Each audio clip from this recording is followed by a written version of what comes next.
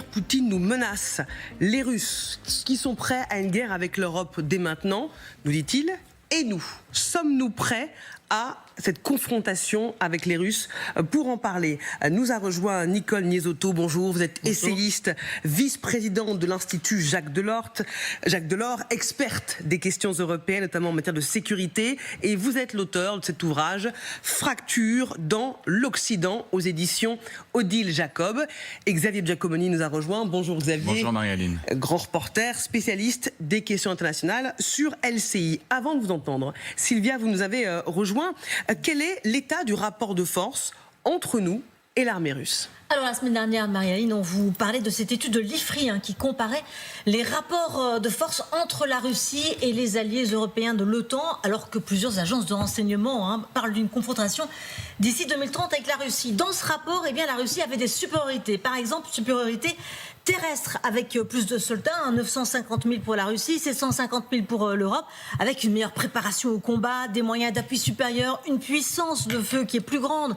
On parle évidemment de l'artillerie, des canons, des drones, des missiles anti-aériens, mais l'Europe était aussi en supériorité sur le naval et sur l'aérien, par exemple l'aérien, avec plus de 1500 avions de combat contre moins d'1 millier pour Moscou.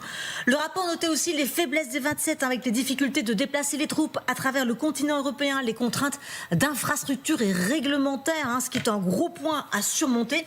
Quant à se dire si l'armée européenne n'existe pas et qu'elle ne pourrait pas se mobiliser pleinement et rapidement, eh bien certains généraux insistent au contraire sur le fait que nos armées travaillent ensemble depuis des années, réalisent des exercices communs au sein de l'OTAN.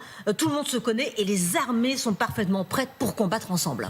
Tout ça, c'est bien dans un contexte où l'industrie européenne de défense est en plein essor. Oui, parce que le rapport de l'ASD est tombé. L'ASD, c'est l'Association européenne des industries aérospatiales de sécurité et de défense. Et on peut vous communiquer plusieurs chiffres. Celui-ci, par exemple, le secteur européen de la défense a enregistré une croissance record de 13,8% en 2024 par rapport à 2023. C'est 183 milliards d'euros de chiffre d'affaires l'année 2024 qui marque une accélération sans précédent. Et cela devrait continuer avec l'ouverture de nouvelles lignes de production à l'industrie qui emploie 633 000 personnes. C'est une hausse annuelle de près de 9%.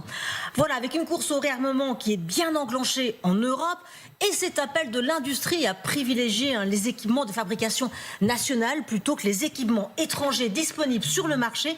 Notez que les objectifs de dépenses de défense sont atteints cette année. Bien plus aucun pays ne dépensera moins de 2% de son PIB. Les membres de l'OTAN ont quant à eux promis au mois de juin de porter ces dépenses à 3,5% de leur PIB, certains même jusqu'à 5%.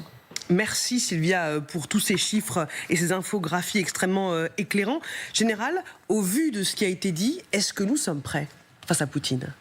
C'est le dernier général, en l'occurrence un maréchal, qui avait dit ça. Il était ministre de la Défense, c'était le maréchal Leboeuf. Et en 1871, au moment du vote du budget de la Défense, donc quelques semaines avant l'attaque prussienne, a dit qu'il ne manquait aucun bouton de guêtre à l'armée française. Alors depuis ce temps-là, les généraux qui connaissent un peu l'histoire évitent de dire qu'ils sont totalement prêts. Alors, une fois dit ça, où en sommes-nous? Nous n'en sommes pas dans une mauvaise situation, parce que ça serait trop dramatique. Puis en plus, ça affaiblirait considérablement notre position. Donc, on n'est pas prêt, parce que certains ont dit à juste titre, dans un raccourci, on n'est pas prêt. Oui, on n'a pas les stocks de munitions pour faire un marathon. On a des stocks de munitions pour faire un sprint. Donc, mais là, il va falloir se préparer pour un marathon. C'est pas la même chose. Et ça, en munitions, en équipement, en missiles, en drones, en avions de combat. Il faut monter. D'ailleurs, tout le monde le dit à juste raison. Il faut monter. Si tous les chefs d'État européens veulent augmenter le budget de la défense, c'est qu'il y a bien une raison. Ils ont absolument raison. Nous ne sommes pas en mesure d'être suffisamment forts pour qu'ils ne viennent jamais à l'idée de Poutine ou de son successeur d'attaquer un pays de la partie de l'Europe de l'Ouest. Car le but, c'est pas de faire la guerre aux Russes, c'est qu'il n'ait aucune envie de nous faire la guerre.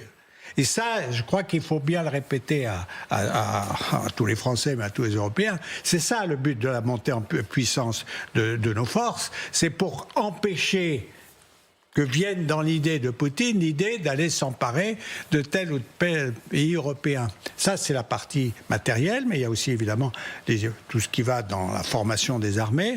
Alors les armées, les coalitions sont généralement quand même toujours un peu plus fragiles que les armées qui sont unies. Mais nous agirons, on commence à avoir l'habitude de travailler en coalition, et puis l'alliance, justement, est un bon moyen pour nos chefs de travailler ensemble et de voir comment s'organiser. Donc ça, c'est pas l'essentiel, mais il y a évidemment toute la partie morale des Européens.